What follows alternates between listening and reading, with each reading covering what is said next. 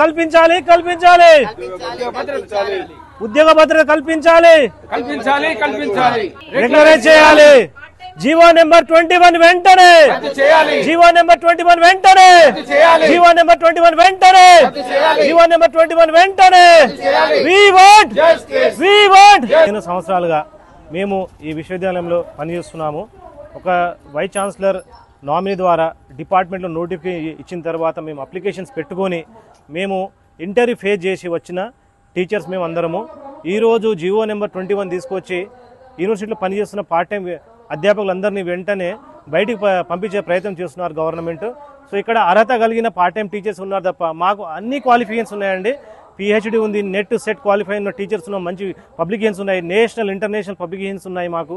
మరి మేము కొట్లాడి తెచ్చుకున్న తెలంగాణలో మాకు ఉద్యోగం వస్తుందని మేము ఎంతో ఆశతోటి మేము ఉంటే ఈరోజు తెలంగాణలో మేము పుట్టి పెరిగిన వాళ్ళని మరియు తెలంగాణ తెచ్చుకున్న టీచర్లు మమ్మల్ని వెంటనే బయటికి పంపించే ప్రయత్నం గవర్నమెంట్ చేస్తుంది.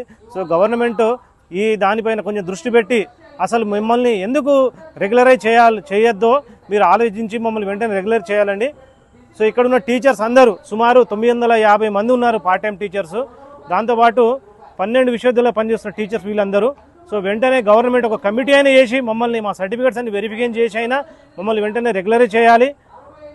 మా అందరికీ తగిన అర్హత ఉందండి. సో సీఎం గారు రేవంత్ రెడ్డి గారు మీరు వెంటనే స్పందించగలరు. ఇప్పుడు మేము 15 రోజుల నుండి వివిధ విధాలుగా మా ధర్నాలు మేము చేస్తున్నాము. చెలో సెక్రటరియట్ కార్యక్రమం కూడా మేము నిర్వహించామండి మొన్న. సో మీరు వెంటనే స్పందించి మా అవకాశాన్ని ఈ మంచి అవకాశాన్ని మమ్మల్ని మీరు తీసుకోవాలని మేము కోరుకుంటామండి.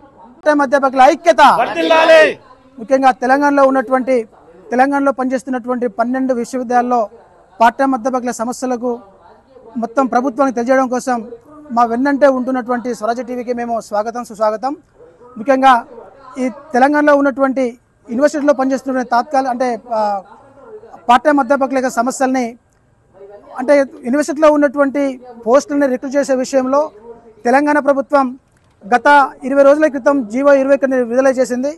ఆ జీవో 21లో దానిలో ఉన్నటువంటి నియమాలు చూస్తే గత 20 సంవత్సరాలుగా పనిచేస్తున్నటువంటి అధ్యాపకులు ఏ ఒక్కరు కూడా ఫిట్ అయ్యేటువంటి అవకాశం లేదు. ముఖ్యంగా తెలంగాణ ప్రభుత్వాన్ని అందులో రేవంత్ రెడ్డి గారిని మేము ప్రశ్నిస్తున్నాం. అయ్యా ముఖ్యమంత్రి గారు, గత సమైక్యాంధ్రలో మీకు అవమానం ఎదురైంది, సమైక్య ఆంధ్రలో మీకు పదవులు రాలేదు, సమైక్య ఆంధ్రలో మీరు రాజకీయంగా చాలా ఇబ్బందులు పడ్డారు.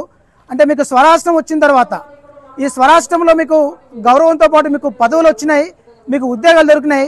మరి స్వరాష్ట్రం కోసం సర్వం త్యాగం చేసినటువంటి మాకు ఈ రాష్ట్రంలోనే స్వరాష్ట్రంలోనే మీరు విడుదల చేసినటువంటి జీవోలో మాకు ఉద్యోగ భద్రత లేకపోతే, ఉద్యోగాలు రాకపోతే మేము ఏ రాష్ట్రం పోవాలి?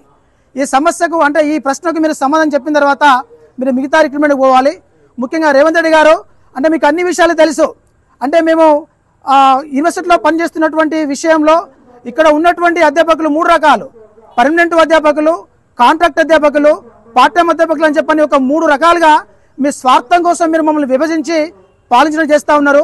రెగ్యులర్ అధ్యాపకుడు అయితే ఆయనకి ఎంత వర్క్ లోడ్ ఉందో కాంట్రాక్టు అధ్యాపకులకు అంతే వర్క్ లోడ్ ఉంది, అదేవిధంగా పార్ట్ టైం అధ్యాపకులు కూడా అంతే వర్క్ లోడ్ ఉంది.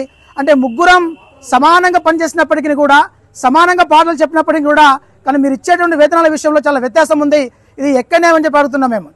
సుప్రీంకోర్టు సమాన పనికి సమాన వేతనం ఇవ్వాలని చెప్తున్నప్పటికీ కూడా మీరు కనీసం మీకు ఆ సోయి లేకుండా గత 15 రోజులుగా ఇక్కడ అధ్యాపకులందరూ రోడ్ల మీదకి వచ్చేసి వాళ్ళు చాలా ఇబ్బందులు పడుతుంటే కూడా మీరు కనీసం స్పందించకపోవడం అనేది చాలా సిగ్గుచేటు. ఇది మీరు వెంటనే ఇక్కడ అధ్యాపకులను మొత్తం వెంటనే పిలవాలి, వాళ్ళతో చర్చలు పెట్టాలి. మీరు రిక్రూట్మెంట్కి మేము వ్యతిరేకం కాదు, మీరు నియామకం చేసుకోండి. కానీ మీరు చేసుకున్నటువంటి నియామకాలు మాత్రం మాకు ఉద్యోగ భద్రత ఇచ్చి మమ్మల్ని రిక్రూట్ చేసిన తర్వాత మాత్రమే ఖాళీగా ఉన్నటువంటి పోస్టులకు మీరు రిక్రూట్మెంట్ వెళ్ళాలి. ఇప్పటికీ తెలంగాణలో ఉన్నటువంటి 12 యూనివర్సిటీల్లో దగ్గర ఈ 2800 పోస్టులు ఖాళీగా ఉన్నాయి. ఈ 2800 పోస్టులలో కాంట్రాక్టర్లో ఒక 1100 పోస్టులు ఉన్నాయి, 900 పోస్టులు పార్ట్ టైం ఉన్నాయి. ఈ 2000 పోస్టులు పోతే ఇంకా కూడా 800 పోస్టులు ఉన్నాయి. ఈ 2000 మందిని మీరు రెగ్యులర్ చేసిన తర్వాతనే మీరు రిక్రూట్మెంట్కి పోవాలని చెప్పని మీకు విజ్ఞప్తి చేస్తూ, ఒకవేళ కనుక మీకు సానుకూలంగా స్పందించకపోతే ఇక్కడ అధ్యాపకులు తీసుకున్నటువంటి చర్యలకు రాష్ట్రంలో ఏది జరిగిన దానికి బాధ్యత మీరే వహించినటువంటి కేశవరావు గారు, మీరు చాలా వయసులో పెద్దలు, మీకు అన్ని తెలుసు, మీరు కూడా విద్యావంతులు. ఇక్కడ ఈ యూనివర్సిటీలో ఉన్నటువంటి జీవో 21 రూపకల్పనలో కూడా ఉన్నటువంటి 3 ప్రొఫెసర్లు ఉన్నారు, అందులో 3 వీసీలు ఉన్నారు.